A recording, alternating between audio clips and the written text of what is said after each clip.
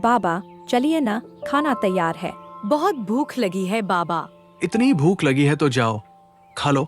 नहीं, आपके साथ ही खाएंगे। अच्छा, बस 2 मिनट, ये क्यारी की गुड़ाई पूरी कर लूं। काव्या की बात सुनकर हरिलाल अपना काम करने लगा। ये कहानी हरिलाल की इन्हीं 2 बेटियों की है, जिनके नाम थे रूपा और चंपा। दोनों बहनें अपने बाबा हरिलाल और माँ सीता के साथ गांव में रहती थी, जहां उनके घर के सामने एक खेत था और उसके बाजू में एक कुआं था। फिर वो तीनों घर जाने लगे। बाबा, ये बावड़ी हमारे किस काम की? बेच देते इसे। हाँ, इससे कुछ पैसे मिलते तो जरूरत की चीजें खरीद सकते थे। नहीं बेटियों, ये बावड़ी तुम्हारे दादाजी गोवर्धन की आखिरी निशानी है। उन्होंने खुद इसे खोदा था, हाथों से, सालों में। सच में? अकेले उन्होंने? हाँ मेरी बच्ची। और चलते चलते तीनों अपने घर पहुंच जाते हैं और तीनों खाना खाने बैठ जाते हैं। और तभी रूपा कहती है, बाबा दादाजी के बारे में और बताओ ना।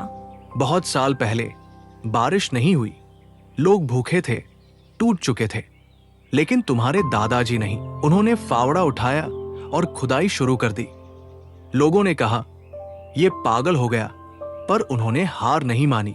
दादाजी तो बहुत मेहनती थे बाबा। हाँ मेरी बेटी, चलो अब खाना खा लो। और तीनों मिलकर खाना खाने लगे। और ऐसी तरह कई साल बीत गए और उनके गांव में एक बार फिर सूखा पड़ गया। गांव में पीने के लिए पानी नहीं था और बावड़ी का पानी दिन बाद दिन कम होते जा रहा था।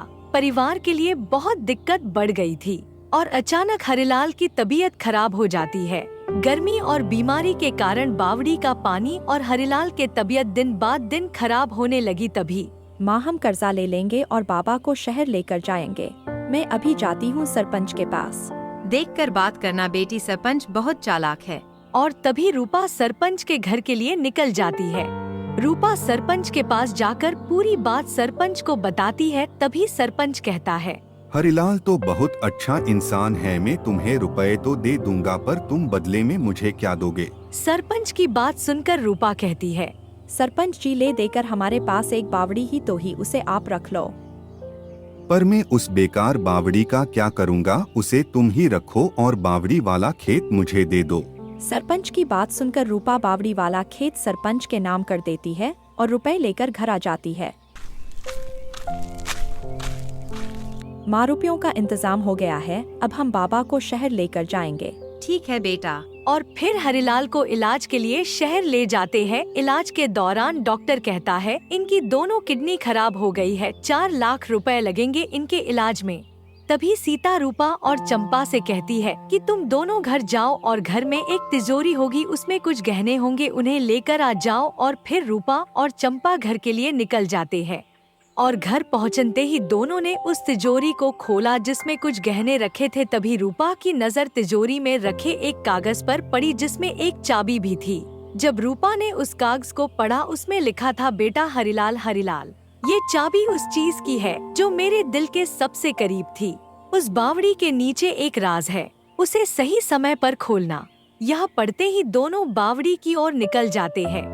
ढूंढने पर उन्हें वहाँ पर एक संदूक मिलता है, जिसमें चाबी लगाते वह संदूक खुल जाता है, जिसमें बहुत सारे रुपए और सोने के सिक्के थे।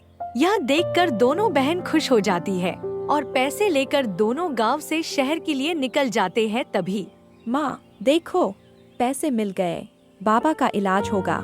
इलाज सफल रहा, हरिलाल ठीक हो गए और चारों अपने घर पहुंच जाते हैं। तभी हरिलाल कहते हैं, बेटा मेरे इलाज के लिए इतना सारा पैसा कहाँ से आया?